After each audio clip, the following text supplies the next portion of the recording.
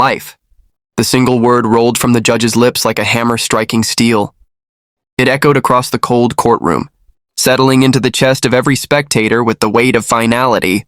The young black teenager standing at the defendant's table, shackled at the wrists and ankles, barely looked old enough to be there. 17 years old, shoulders trembling. His eyes darted between the stern judge, the murmuring jury, and the gallery where strangers whispered about his fate as if he were not flesh and blood, but a headline waiting to be written. Life in prison without the possibility of parole, the judge repeated, his voice steady, indifferent.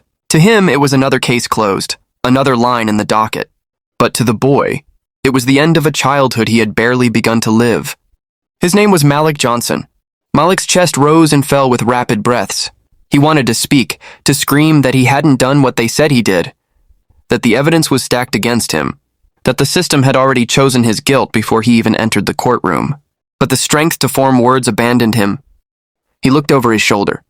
His mother sat in the gallery, tears streaming down her face, clutching a crumpled tissue as if it could hold her together.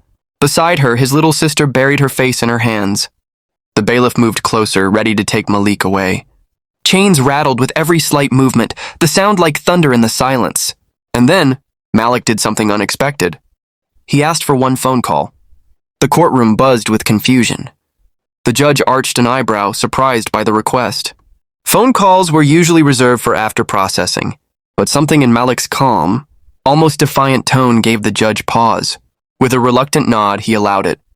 The guard brought him a phone, the cord stretching across the table.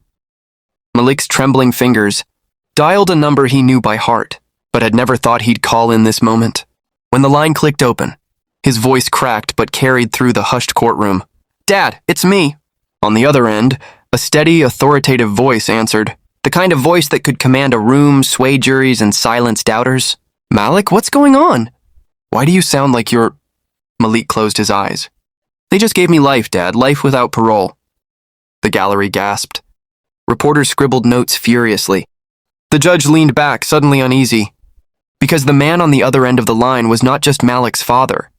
He was the United States Attorney General, the highest law enforcement officer in the nation. The silence stretched for a moment too long. Then came the measured response, spoken not only as a father, but as a man who had sworn to uphold justice. "Put me on speaker." The guard hesitated. Malik looked at him, pleading with his eyes. Reluctantly, the guard pressed the button, and suddenly the voice of the Attorney General filled the courtroom. "This is Attorney General David Johnson, and I want the record to reflect that what just happened here today is not justice, it is a miscarriage of it." His words were sharp, cutting through the air like a blade. Every head in the room snapped toward the boy at the table, realizing the magnitude of what they were witnessing. The judge shifted uncomfortably in his chair. "Mr. Johnson, with all due respect, this is highly irregular." "No," the Attorney General interrupted, his voice firm. "What's irregular is a 17-year-old being sentenced to life, without parole on evidence that barely passes scrutiny. What's irregular is the racial bias so apparent in the prosecution's tactics that even a blind man could see it. What's irregular is my son being condemned by a system I swore to reform." The courtroom erupted into chaos, lawyers shouting, reporters dialing editors, spectators gasping. The judge pounded his gavel for order, but the sound was drowned out. Malik stood frozen, staring at the phone as his father's words washed over him. For the first time in weeks, he felt a flicker of hope. His father continued, his tone rising with controlled fury. "I will not allow this to stand. I want the transcripts, the evidence logs, and every motion reviewed. If due process was violated, this conviction will not last a single day longer than it takes me to get to Washington." The judge's face reddened. He looked as if he had lost control of his own courtroom, and in truth he had.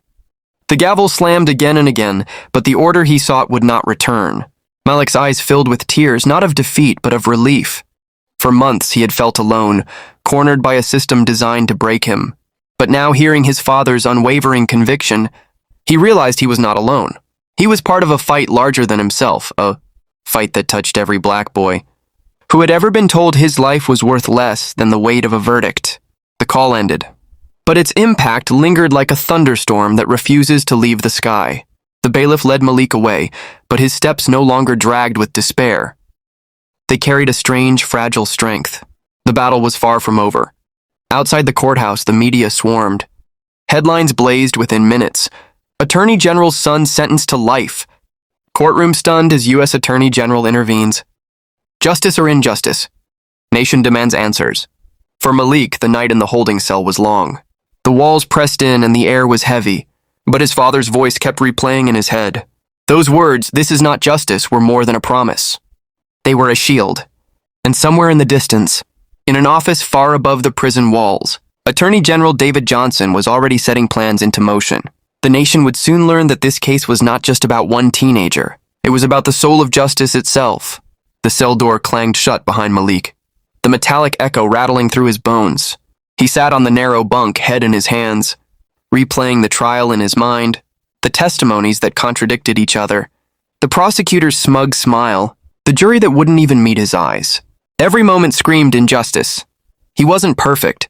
He had been in the wrong place at the wrong time, hanging around with kids who'd already been marked by the system, but he wasn't a killer. Yet here he was, staring at a future stripped away before it even began. But outside those walls, the world was erupting. The Attorney General's words had ignited a firestorm. By dawn, the story was front-page news. Every major network carried the footage, the trembling voice of a teenage boy, the commanding interruption of his father, the chaos of a courtroom turned upside down.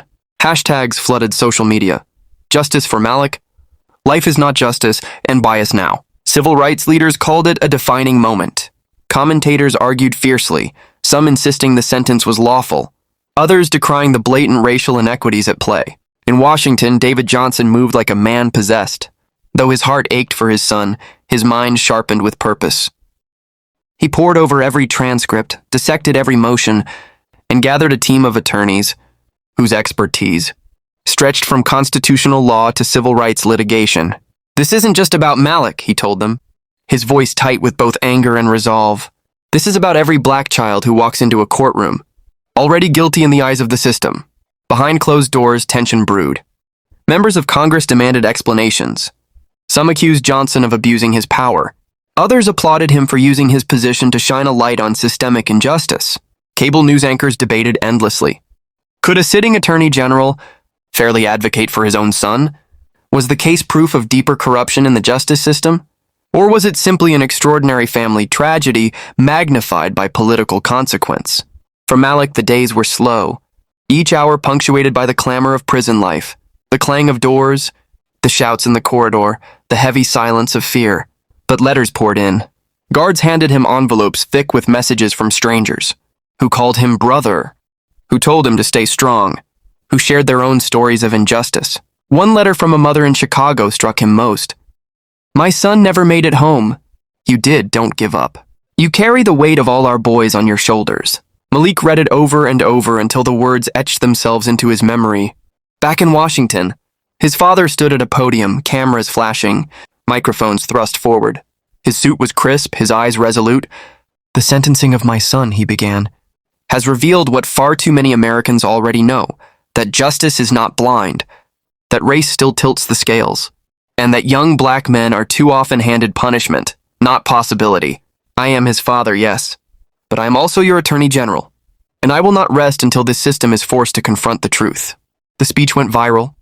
Protesters flooded city streets from Atlanta to Los Angeles, carrying signs with Malik's face beside the words, "Life for living while black." Churches rang with sermons calling for reform. College students organized sit-ins. The nation, weary from years of quiet outrage, found in Malik's case a spark to unite their voices. Meanwhile, the prosecution bristled. District attorneys gave press conferences defending their decision, painting Malik as a dangerous young man with a troubled past. The evidence was clear, one prosecutor insisted. The jury made its decision. But cracks began to show. Journalists dug into the evidence. A key witness had been pressured. Surveillance footage had been withheld. A forensic report appeared rushed, incomplete. The more the public learned, the more the trial looked less like justice and more like a setup. Inside the prison, Malik clung to hope like oxygen. He remembered the day of his arrest, the way officers had shoved him against a wall, the cold metal cuffs biting into his wrists, the neighbors staring as if the verdict was already written. He had felt powerless then, like his voice didn't matter. But now his voice had reached millions. One evening, he was allowed a call with his father. Their voices cracked through static, but the bond was unshakable. "Dad, do you think I'll ever get out?" Malik whispered, his throat dry. David paused. His silence spoke of battles still to fight, mountains still to climb. But then his voice came steady, fierce. "Malik, listen to me. You are not forgotten. You are not invisible. I don't care how many doors I have to break down. I will bring you home. Not just because you're my son, but because this country needs to know your life matters." Malik swallowed hard, tears threatening. "I believe you, Dad." Across the nation, people believed too. Celebrities lent their voices. Athletes knelt on fields holding signs for Malik. Lawmakers drafted emergency appeals. The case became not just a headline, but a movement. Still, the opposition was relentless. Anonymous threats flooded the Attorney General's office. Political adversaries accused him of undermining the judiciary. Some whispered that stepping too far could cost him his career. But David Johnson stood unmoved. For him, career was expendable. Justice was not, and so hearings were scheduled. Evidence was reopened. Judges convened. The machinery of the system, so often slow to move, began to grind forward under the weight of national attention. For Malik, each day in prison was a battle against despair, but he held on to his father's words, to the letters of strangers, to the chants he imagined outside the walls. He began to write in a notebook, a record of his days, his thoughts, his prayers. "If I don't make it out," he wrote one night, "let this book tell them I was more than their verdict.